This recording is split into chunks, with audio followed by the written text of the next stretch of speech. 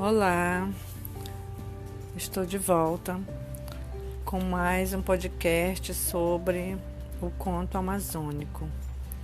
E neste episódio eu vou falar um pouco sobre o Clube da Madrugada, que foi um acontecimento na época, no Amazonas, que deu uma sacudida nos poetas que estavam estavam mornos, aos acontecimentos.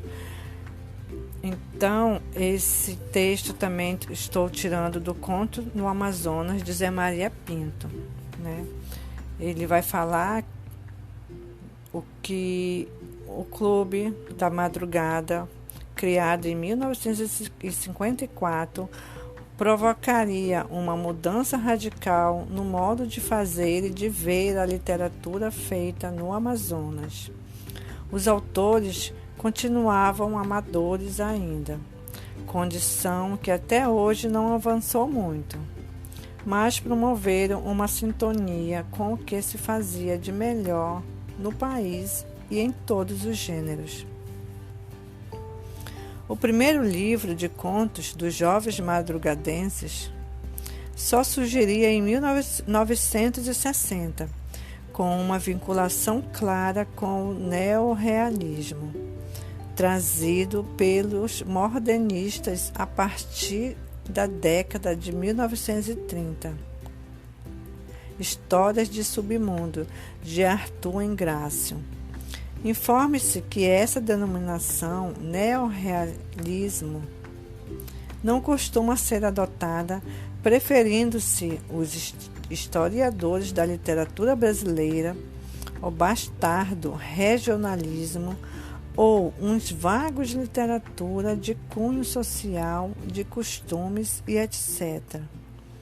O que se observa hoje, à distância, é que a literatura brasileira divide-se entre uma renovação do realismo e um intimismo que busca fugida de força realista, utilizando mais diversas conquistas estéticas anteriores, como o impressionismo, o surrealismo, o expressionismo, o fantástico e outros.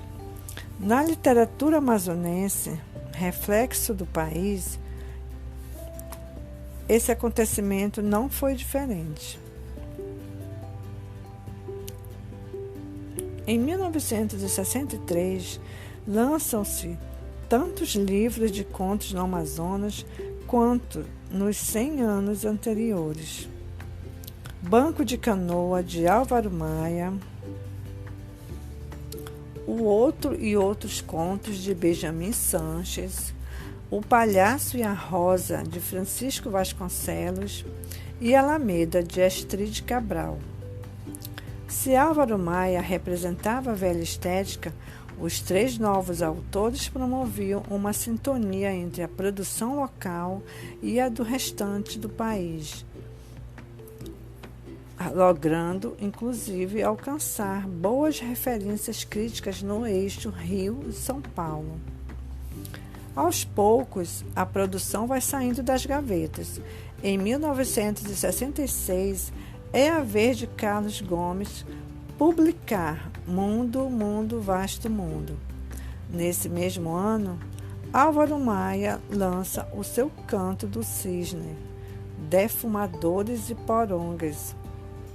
Na antologia do Novo Conto Amazonense, de 1971, Arthur Engrácio, que a organizou, identificara 17 novos contistas, 8 dos quais jamais publicariam um livro de contos: Alencar e Silva, Aloísio Sampaio, Ernesto Penaforte, Ernesto Pinto Filho, Guimarães de Paula, Luiz de Miranda Correia, Luiz Ruas e Péricles Sanches. Isto é sintomático de que a divulgação se dava por meio de jornais e revistas. Na década de 1970, os lançamentos mais expressivos têm continuidade com o próprio Ingrácio, Restinga 1976 e Ajuste de Contos 1978. Antes, em 1972, Adrino Aragão, que não entrara na antologia e não militava no clube, lança Roteiro dos Vivos. E já Madrugadense, em 1976, lança Inquietação de um Feto. Nesse mesmo ano, o poeta Jorge Tufik lança O Outro Lado do Rio das Lágrimas. Em 1978, Marques Carpentier, também poeta, lança a sua primeira incursão pela ficção, o livro de contos Vitrais da Busca. Em 1979, um não tão novo, mas surpreendentemente autor, publica O Tocador de Charamelas, Erasmo Linhares.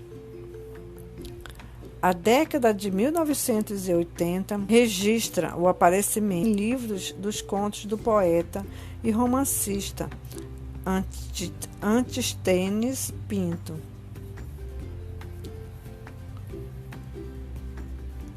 É proibido perturbar os pássaros, em 1981, e Os Suicidas, em 1988. Arthur Ingrácio continua dando a lume sua produção. Contos do Mato, em 1981, Histórias do Rio, 1984, 20 Contos Amazônicos, 1986, e Outras Histórias do Submundo, em 1988. Paulo Jacob, romancista de destaque nacional, que nunca se aproximou do Clube da Madrugada, publica, em 1995, seu único livro de contos. Assim contavam os velhos índios Yanomamis. Para fechar o ciclo de contos madrugadenses, mais 2 livros: A Vingança do Boto, em 1995, do incansável Ingrácio, e O Navio e Outras Histórias, 1999, de Erasmo Linhares.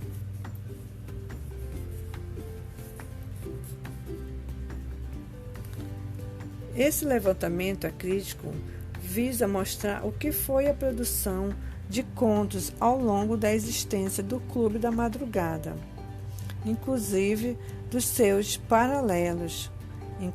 com os seus paralelos, pois nem tudo era madrugada. Este foi um resumo sobre o Clube da Madrugada, né? O que a importância que ele teve para os poetas da época.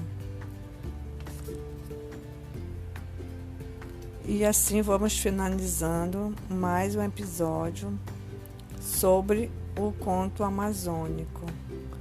Até breve, espero por vocês. Até lá!